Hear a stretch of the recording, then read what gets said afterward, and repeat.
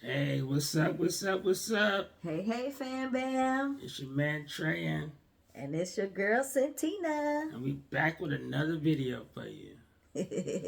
On this video, we're gonna discuss how it was dating with a disability, the struggles and the things we went through, and just a couple funny stories, maybe. I don't know, but however the case go, how was it for you dating with a disability? Oh, man. Okay, so for me, dating with the disability, um, well, of course, when I was younger, I didn't really date. I didn't really get into dating until, um, not really till after high school, really. Because I didn't really, in school, nobody really wanted to talk to me or date me like that. So I was pretty much, I didn't really wasn't on the dating scene then. But um, dating as an adult, it was interesting because I didn't want to. I guess it was more so in my mind.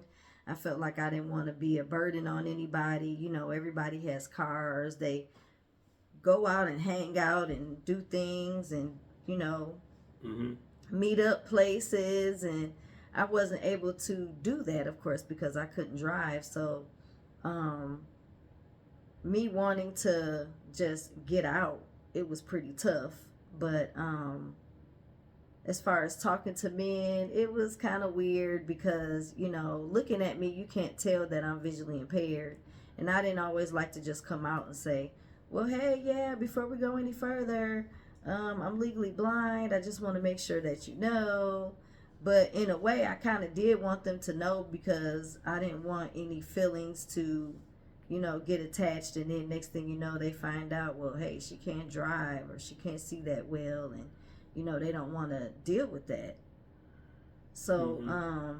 it was kind of like I wanted to let them know, but then at the same time, I wanted them to get to know me first, because maybe if they get to know me and they like me, that might not matter. So I didn't always want to throw up my disability in their face, and then they end up running away, or being turned away because of it. But it was tough. It was tough. I did find some guys who didn't mind picking me up and taking me places, but I felt bad because it's like, they have to drive and pick me up and then go. Even though it's okay, like in the dating world, the man does go and pick the woman up sometimes and take her out on a date and drop her back off at home. That's normal, right? Mm-hmm. So that was okay, but in the beginning, it's like, I don't want this person to know where I live. You know what I'm saying? Like, this day and age, it's chivalrous for a man to pick a woman up, but this day and age, it's like it's a lot of crazy people out here, and you don't know what people are thinking or what they're planning. So it's like you have to be careful letting people know where you live.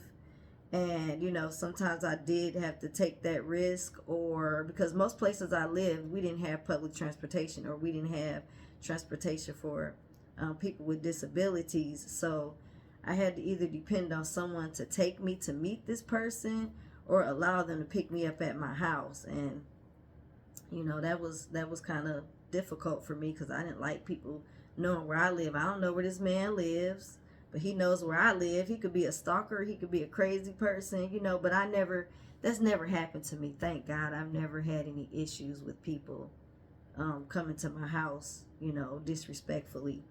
But you know, some relationships were very complicated because sometimes you date a person who's pretty busy, and it's hard for them to be able to come and get you, especially if you live kind of far from where they live. But because they wanted to make the relationship work, they did what they had to do. But it was tough. It was tough for me. But and a lot of my adult life, I ended up staying single because it's hard for me to just go up to a man and say, hi, my name is, you know I can't really see the person. I don't know if they look handsome, or if they, then when I get up close to them, and it's like, oh no, but it's too late, I done already walked up to them. So I didn't really go through approaching guys And a lot of times guys don't approach you. I don't know what it was about me, but my dating experience was not like, oh, I had so many people, even though people would tell me how beautiful I am. The dating pool was just not working out for me like it was working out for others. Like if I went out to the club back in the day with a couple of my sisters, guys would be picking them off, like, grabbing them to dance, and I'm standing there by myself, dancing by myself. And then one of my sisters would grab a guy and say, hey, come dance with my sister. I used to hate that, because then I felt like somebody was kind of being forced to dance with me. But I don't know what it was. Maybe God was shielding me from certain types of people, so I just was not always looked at as somebody that some people would want to date. Mm-hmm. But I mean, it was what it was. Mm-hmm. So I mean, I don't know. Mm-hmm. What about you? What happened with you in dating? Well, in high school, I pretty much dated the same female for the whole time, and just so happened that she was blind as well. I mean, I dated maybe one or two other women in between, but it wasn't really like no dating situation type of thing. Were they blind too? No. Oh, okay. It was just some people I met through other means. When I got older and out of high school, I spent a lot of time on chat lines. Oh, yeah. Calling up them phone lines. And it was okay because it was, conversation, depending on the person, it was pretty cool to have conversation with the people first. And then I would invite them to come over, and sometimes they would meet up. And then I had my nephews. They were staying with me at the time. And we had a code set up pretty much where it was like, if the girl was ugly or not attractive, my nephew would say something like, yeah, man, I can't find that G-Unit CD. Meaning like, she wasn't attractive. And if she was, he'd be like, yeah, I gotta go. And I think he would say something like, the unit is good or something. I can't remember exactly what it was. I just know the G-Unit one was the one that the girl was ugly, whatever the case may be. Dang. Or not attractive in that manner, you know what I'm saying? So, no, I think he would just say something like "it's all good" or something like that. I can't remember if she was nice looking. So my nephews was a lot of judging of the females who I met off the chat line, and we would go out. They wouldn't mind driving, or if for that matter, if we met somewhere, like I would catch a cab there, and we would eat and chill and go out. It was weird because, when you were a female, sometimes they want to go to the show, they want to go do things that just isn't as easy for you as a visually impaired person or a blind person. But we went out, you know what I'm saying? We went bowling, we went to shows, out to eat. But it was a little difficult, like I said, because I couldn't drive. It kind of sometimes made you feel like less of a man, but I guess what I know now, you shouldn't feel like less of a man for not being able to drive. It's just the way life is. Right. If you're in a major city or near a major city close enough, then there's things like Uber, Lyft now that help you facilitate those things. And just depends on your orientation, mobility skill levels, your independence skill levels. All those things play a part in this day and age and day. And when I was younger, we didn't have those things. We barely had cell phones back in the day, you know what I'm saying? But it was pretty interesting. Like I said, I didn't really meet women in the traditional sense, which kind of sucked. I ain't gonna lie. Like, when I would go out to the club or to the bar with my friends, we would be at the bar, and you know what I'm saying, I'm just there pretty much just in a state of boring. That's how I used to feel, yeah. And because I couldn't just meet a woman traditionally, which I sometimes wish I could have been able to do, like just go out to the mall and just authentic, like. And then not being able to see, like, even if I was somewhere and I thought a girl sounded cute, I was never really sure. Just hey, she got a cute voice. Let me say, hey, and try to flirt with her a little bit. Sometimes that worked, sometimes it didn't.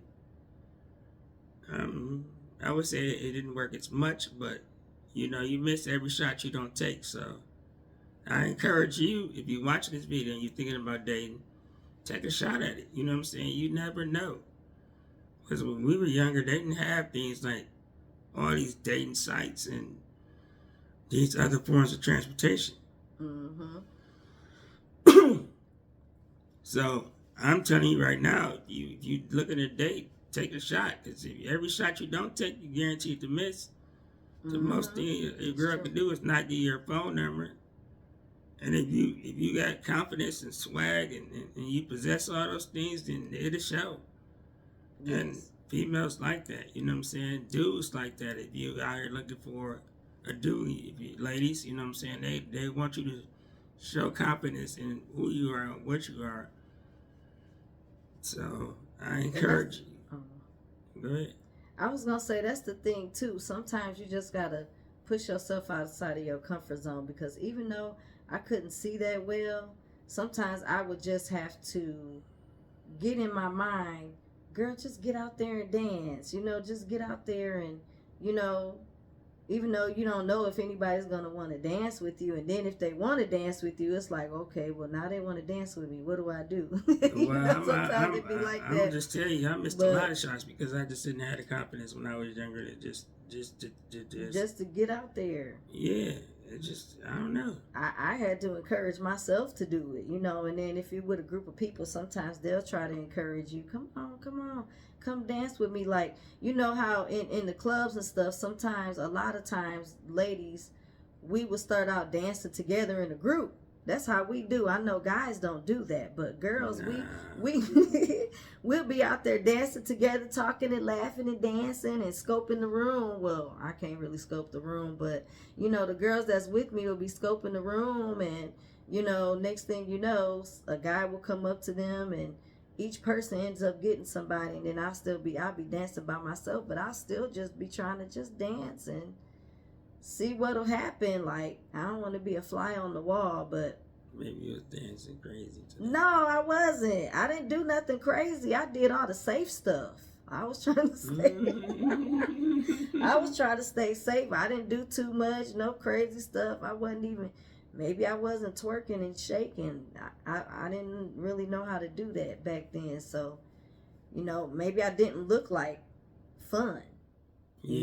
Understandable. So, I don't know, but I wasn't really somebody I was never comfortable going to the club anyway. I was never, ever comfortable. No, neither was I. And I've never been a drinker, so, I would never be up there with the drink. Or a guy never even asked to buy me a drink. I don't know what was wrong with me. But, I mean, when I got in serious relationships, I did handle them well. And I was on a dating site. I tried a couple dating apps, and it always seemed like the people that I was interested in that seemed like they would fit me, it just seemed like they weren't interested in me. So it's like, well. So I just didn't have a whole lot of luck in the dating world, but, I did date here and there. Yeah. I never got on dating sites like that. I think I tried one, but not for real. I didn't really put no effort into it. I was more so meeting people off chat lines, and that's probably where I met the majority of the people who I've known, probably, is off a chat line of some sort. Even when I was in like my last senior year of high school, I was, doing the chat line thing. But, it worked for me at that time. Chat lines ain't the same no more. It's more internet-based stuff now. Facebook and Instagram and TikTok, and you know what I'm saying? You meet people through those mediums now. Mm-hmm. And then some of those even be like hard, but I encourage you to try it. However you get it, try it. Don't give up. It's always best to meet people like in person. You know how somebody might come up to you and try to talk to you, or you go up to somebody and try to talk to them. That's always best because you have direct contact with the person. Like if you have sight, like I have a little site I can actually see who's talking to me, and I can gauge, okay, I know what this person really looks like because I'm looking at this person in the face. Versus being on, you know, dating apps and stuff. Anybody can put any picture up, and that's not even them. So it's tough also for people who are sighted, looking at pictures and swiping and swiping and swiping through pictures. There's so much catfishing out there. It's a lot going on. So much catfishing and scamming. But I still encourage you, you know what I'm saying, take your shot wherever you gotta take it, whether it's in person. We got to. Whether it's in person, whether you're hitting somebody in the inbox, like, hey, your voice sounded cute to me. Hey, you sound sexy, or you sound nice. Whichever way you want to describe it, just take a shot. Just don't let your disability get in the way of you living life. Because you need to live life even with your disability. Your disability becomes secondhand to you once you get you got to display that confidence, you know what I'm saying? And don't worry about what this person thinks. Think about what you think. Think about your goal, what you're trying to accomplish. You deserve everything that everybody else has a shot at. You deserve it too. And like I said, you miss every shot you don't take. So don't be scared to, if you out and you hear a person who you think sounds nice or cute, don't be afraid to approach them, you know what I'm saying, and say, hey, what's your name? You know what I'm saying? I've started conversations. I have done it before, and I've successfully gotten people's phone numbers that way before, but, it's not often I did it that way.